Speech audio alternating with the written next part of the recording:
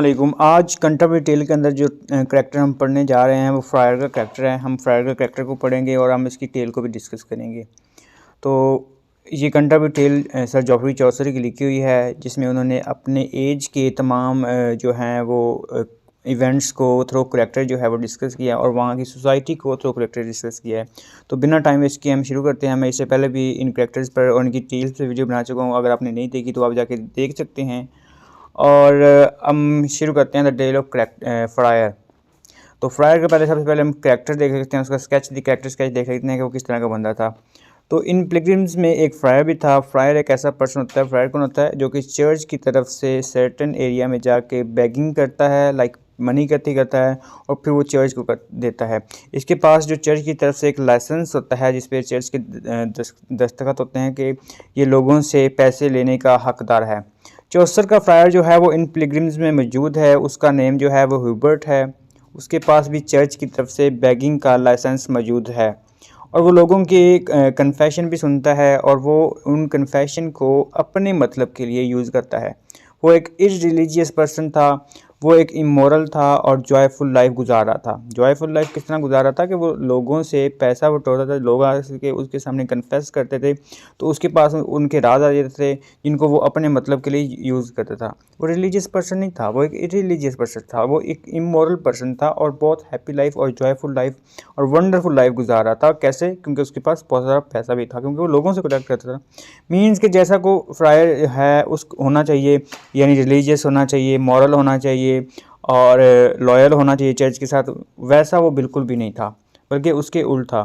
وہ لوگوں کی مزریز کو فن کے طور پر ڈیل کرتا تھا، ان کی ایموشن کے ساتھ کھیلتا تھا، وہ کسی کے ساتھ بھی لویل نہیں تھا، لیکن چیزی لینگویج کو یوز کر کے لوگوں کو فول بناتا تھا۔ وہ بہت سی ینگ لیڈیز کی شادیاں بھی کرواتا تھا۔ شادیاں اس سینس میں کرواتا تھا کہ جو لیڈیز ہوتی تھی لائک سوسائٹی کے سامنے اپنا گڈ پرپز، اپنا پازیٹیو امیج کریٹ کرنے کے لیے وہ غریبوں کی مدد کرتا تھا، لیکن بعد میں ان سے بھی بہت زیادہ کیا کرتا تھا، ان کو جو ہے وہ بلیک میل کرتا تھا، ان سے پیسے لیتا تھا یعنی اور فائدہ اٹھاتا تھا۔ تو یہ چیز تھی، لیکن اس سے پہلے وہ ان کو اپنی طرف لیور کرنے کی کوشش کرتا تھا، سیڈیوس کرنے کی کوشش کرتا تھا۔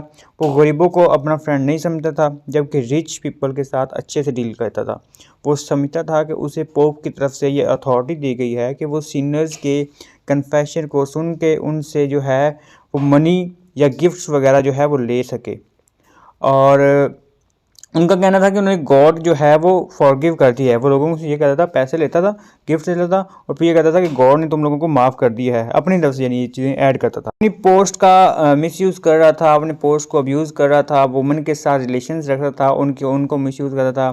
اس کی جو ہے وہ وائٹر نیک تھی۔ اس ایج میں اگر کسی کی نیک جو ہے وہ ایکسٹرا وائٹ ہوتی تھی تو لوگ اس کے دو مطلب نکالتے تھے۔ ایک یا تو یہ پرسن نے کبھی لیبر کام نہیں کیا، یعنی کبھی مزدوری وغیرہ نہیں کی، کبھی دھوپ میں زیادہ مشقت کام نہیں کیا، یعنی زیادہ فزیکل ورک نہیں کیا، یا پھر وہ شخص جو ہے وہ امورل ہے، ٹھیک ہے، وہ گریڈی انسان ہو سکتا ہے۔ تو دونوں جو ایگزمپشن تھی وہ اس پہ بالکل فٹ بیٹھتی تھی۔ وہ کس طرح کہ وہ نہ تو اتنا لیبر کی طرح کام کرتا تھا، لائک اس نے کبھی کام نہیں کیا تھا، اس کو پیسے مل جاتے تھے، پکی پکائی کھیر مل جاتی تھی، لوگوں کو بلیک میل کر کے اور لوگوں سے جو ہے وہ انٹریکشن کر کے چرچ کے نام پہ وہ خود منی بہت زیادہ لیتا تھا۔ اور دوسری بات یہ تھی کہ وہ گریڈی انسان بھی تھا، وہ امورل پرسن تھا، ٹھیک ہے۔ تو یہ چیز بھی ہے کہ وہ عمدہ کپڑے پہنتا تھا اور لوگوں کو جس حد تک ہو سکے وہ لوگوں کا ایڈوانٹیج حاصل کرتا تھا۔ تو اس طرح وہ جو ہے یہ چیز اس پہ بالکل فٹ بیٹھتی تھی کہ جو نیک ایکسٹرا نیک وائٹ ہوتی ہے وہ جو لوگ اس کے بارے میں کہتے ہیں وہ بالکل سچ کرتے تھے۔ تو یہ فرائر تھا، فرائر کا کریکٹر تھا کہ جس کو چوسر نے ریپرزینٹ کیا ہے کہ اس اور دور میں جو ہے وہ فرائر جو ہے وہ کس طرح کرتا تھا اور سوسائٹی کو کس طرح اپنے ایڈوانٹیج کے لیے یوز کرتا تھا۔ اب ہم فرائر کی ٹیل کو ڈسکس کرتے ہیں۔ فرائرز نے جو ٹیل سنائی، سمری ہم اس کی دیکھ لیتے ہیں۔ جب وائف آف باتھ یعنی اپنی ٹیل سنا رہی تھی تب فرائر اور سمنر کے درمیان کیا ہو گئی تھی، فائٹ ہو گئی تھی۔ اسی بات کا ریونج لینے کے لیے فرائر نے کہا تھا کہ وہ جب بھی اپنی ٹیل سنائے گا نا وہ سمنر کے بارے میں ٹیل سنائے گا۔ فرائر نے اس بات پر کوئی جو سمنر تھا اس نے اس بات پہ کوئی بھی آبجیکشن نہیں کیا تھا، بلکہ اس نے کہا تھا کہ وہ بھی چپ چاپ جو ہے وہ ٹیل سنے گا، لیکن اپنی ٹرن پہ وہ فرائر کی سٹوری سنائے گا۔ تو اس طرح وہ کہتے ہیں کہ ہم اپنا ایک دوسرے سے ریونج لیں گے۔ تو پھر کیا ہوتا ہے کہ جو فرائر ہے دین فرائر اسٹارٹس ہز ٹیل۔ اب وہ جب وہ ٹیل سناتا ہے تو وہ بتاتا ہے کہ ڈیورنگ دیٹ ایج ایک کیا تھا، ایک آرچ ڈیکن تھا، اس کے پاس क्रू ऑफ स्पाइस यानी जासूसों का एक ग्रुप होता था जो कि सिंस करने वालों की सीक्रेट इन्फॉर्मेशन को इकट्ठा करके वो उस बंदे को आर्च डीकन को दे देते थे और बदले में वो सिनर को बुलाकर ब्लैकमेल करता और उनको कहता कि उसे मनी दिए ताकि उनका नाम जो है वो ईवल पीपल की लिस्ट से निकाल दी जाए और उनके जो काम हैं वो शो ऑफ ना कराए जाएं। उस काम में वो समनर उसकी मदद करता था, उसे शेयर लेता था और बदले में उन लोगों से पैसे इकट्ठे करके ला देता था और उन लोगों से भी मनी निकालता था जिनको वो आर्च डीकन के पास कोर्ट में समन के लिए भेजता है। एक दिन क्या होता है कि जो आर्च डीकन होता है वो एक काम अपने पैसे के सिलसिले में, एक काम के सिलसिले में समनर को एक ओल्ड विडो के पास भेजता है और कहता है कि उसे ना जो है वो टैक्स इकट्ठा करके ले आओ। और वो जो समनर होता है वो विडो के पास जाता है और उसे बताता है, तो वो जब भी जा रहा होता है तो रास्ते में से योमैन मिलता है, तो योमैन के साथ वो बातें शातें करता है। दोनों कन्वर्सेशन के बाद पता चलता है कि वो दोनों एक जैसे प्रोफेशन से जो है वो कनेक्टेड हैं, मीन्स के उनमें कुछ म्यूचुअल क्वालिटीज़ भी होती हैं जैसा कि डिसऑनेस्टी, लैक ऑफ कॉन्साइंस और उसके बाद जो है लव फॉर गोल्ड और love for passion, love for money. तो वो एक दूसरे से क्या करते हैं कि ब्रदरहुड का रिलेशनशिप में वो एक दूसरे से प्लेज लेते हैं कि वो दोनों भाई भाई रहेंगे। वो ह्यूमन से पूछता है कि वो मनी कैसे कलेक्ट करता है, तो ह्यूमन उसे बताता है कि वो जो है वो एग्जॉस्शन की मदद से अपनी जॉब में मनी मेकिंग करता है, यानी अपने जो है वो मनी कलेक्ट करता है। तो समनर बताया कि वो भी सेम इस तरह करता है। फिर ह्यूमन उसके सामने रिवील करता है कि वो एक डीमन है यानी डेवल है जो कि हेल से आया है। समनर जो है वो ज़्यादा सरप्राइज नहीं होता बल्कि उससे जो है वेरियस एस्पेक्ट ऑफ हेल के बारे में पूछता है। तो ह्यूमन गुस्सा आ जाता है कि एक तो उसकी बातों को लाइट ले रहा है, ठीक है, तो फिर वो कहता है कि अगर उसने जो है वो अपनी ऐसे ही ट्रेड जो है वो परस्यू करनी है तो बहुत जल्द वो हमें हेल में मिलेंगे एक दूसरे से, ठीक है। वो गुस्से में कहता है कि अगर तुमने ऐसे ही ट्रेड करनी है और ऐसे ही काम करते रहे तो तुम बहुत जल्दी हेल में मुझसे मिलोगे। तब खुद देख लेना जो है कि वहाँ पे क्या होता है, किस तरह लोगों के साथ डील किया जाता है, तुम्हारे पास हेल की तमाम एक्सेस होगी। आगे जाके उन्हें एक फार्मर मिलता है जिसकी कार्ट में एक मड जो है जिसकी कार्ट जो है वो एक मड में स्टक हो जाती है और जब वो स्ट्रगल करके फेल हो जाता है तो अग्रेसिव होकर कहता है कि उस कार्ट को कहता है कि जो है ये कार्ट और हॉर्स जो है वो डेवल आकाश एक कार्ट तुम्हें जो है डेवल जो है अपने साथ हेल में ले जाए। तो जैसे हम मोस्टली कहते हैं कि गो टू हेल एटसेट्रा। तो समनर उस डेवल को कहता है कि तुम ये सब कर सकते हो और फार्मर तुम्हें खुद कह रहा है तो ऐसा क्यों नहीं करते, उसकी जो कार्ट है वो हॉर्स वगैरह ले जाओ। तब डेवल उसे एक्सप्लेन करता है कि फार्मर ने ये सब गुस्से में कहा है, सिंसियरिटी या दिल से नहीं कहा है, इसलिए मैं ऐसा नहीं कर सकता। और फाइनली वो उस ओल्ड वुमन के घर पहुंच जाते हैं, ओल्ड विडो के घर पहुंच जाते हैं और उससे ब्राइब की डिमांड करता है समनर और उससे कुछ न्यू थिंग्स भी डिमांड करता है और उसे कहता है कि तुम्हारे सिंस को मैं फॉरगिव करवा दूंगा लेकिन तुम मेरे जो है वो डिमांड पूरी करो। फिर क्या होता है कि जो ओल्ड लेडी है उसको पता है कि मैंने तो कोई सिन की नहीं है बल्कि समनर इस पर क्लेम कर रहा है। वो ओल्ड लेडी ये सब सुनकर उसे कर्स करती है कि अगर तुम रिपेंट नहीं करोगे, तौबा नहीं करोगे अपने कामों से तो तुम्हें और तुम्हारी बॉडी को और तुम्हारी सोल को डीमन अपने साथ हेल में ले जाए। अब ह्यूमन जो कि असल में डीमन होता है वो सुन रहा होता है और विडो का जो है वो इनर सेल्फ भी देख रहा होता है क्योंकि वो दिल की से निकली बात को और ऊपर से कहीं गुस्से में बात की वो जज कर लेता है। उसे पता चल जाता है कि कौन बंदा जो है वो दिल से बात कर रहा है और कौन बंदा जो है वो गुस्से में बात कर रहा है। तो वो विडो के जो है वो सिंसियरिटी को महसूस करता है और उसकी प्रे को एक्सेप्ट कर लिया जाता है और समनर की बॉडी और सोल के साथ तमाम चीज़ें जो हैं वो फ्राइंग पैन और जो कि उसने विडो से ली थी सब डीमन के साथ हेल में ले जाता है। सो फ्रायर इस बात के साथ टेल एंड करता है कि होप करता है कि समनर कभी ना कभी रिपेंट करके गॉड ह्यूमंस के सामने जो है वो बख्शे जाएं और ठीक हो जाएं।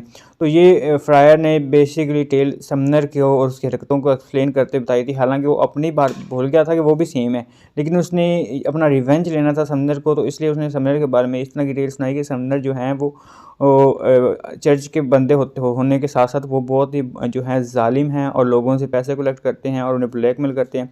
और ये समनर की जो बेसिकली 74 की एज में होने वाली एक्टिविटीज़ को रिप्रेजेंट करता है कि उस एज में जो चर्च का था मेन टॉपिक था लोगों को गाइड करना और वही लोग जो थे वो लोगों को ब्लैकमेल करके उनसे पैसे वगैरह ले रहे थे, उनको ब्लैकमेल कर रहे थे। तो ये उसकी समरी थी, ठीक है। वो कहता है कि जो समनर है वो गॉड के सामने कभी ना कभी रिपेंट कर ले।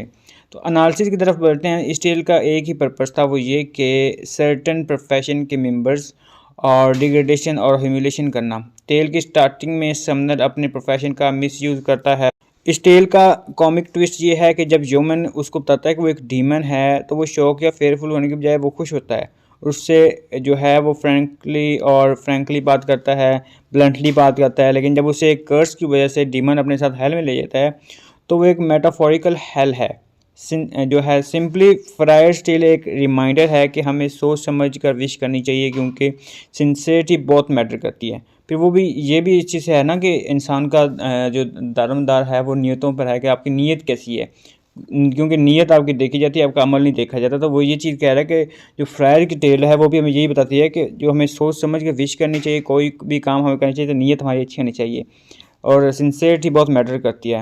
اس ویڈیو کی جو ہے وش وہ کیا تھی، وہ سنسیئر وش تھی، اور اس وجہ سے جو سمنر کو وہ ہیل لے جاتا ہے ڈیول.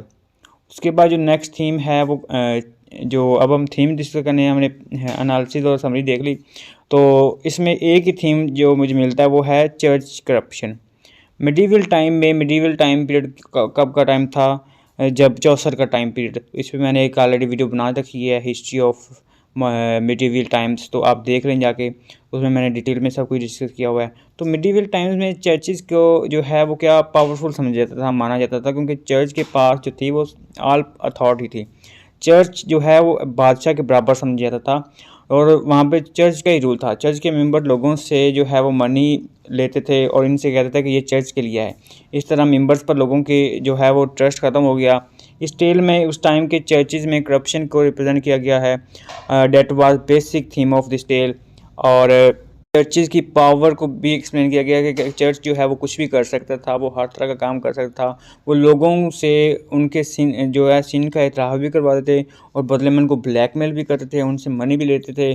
اور جو وہاں کے ممبرس تھے وہ عورتوں کے ساتھ بڑا مس یوز کرتے تھے، اپنی پاور کا مس یوز کرتے تھے.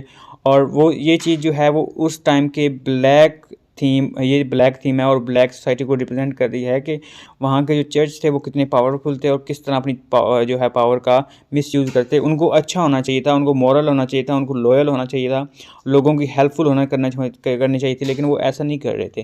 وہ بالکل اس کا الٹ کر رہے تھے، اور انہیں کوئی پوچھنے والا بھی نہیں تھا. تو یہ چیز چوسر نے بتائی ہے تھرو اپنی ٹیلز اور تھرو اپنے ٹیلز کے کریکٹرز کے ذریعے کہ کس طرح وہاں پہ لوگ جو ہیں وہ اپنے پاور کا مس یوز کر رہے تھے. تو یہ تھی آج کی ہماری ٹیل، جس میں ہم نے ڈسکس کیا فرائرز کی ٹیل کو، فرائرز کے کریکٹر کو دیکھا، فرائرز کی ٹیل کے اس نے اپنی جو ٹیل ہے وہ ایز اے ریونج بیان کی سمنلز کے لیے، تو اس کو بھی ہم نے ڈسکس کیا. تو امید کرتا ہوں آپ کو ویڈیو پسند آئی ہوگی. اگر پسند آئی ہے تو شیئر اور لائک کریے گا، اور فیڈ بیک لازمی دیجیے گا. شکریہ. اللہ حافظ.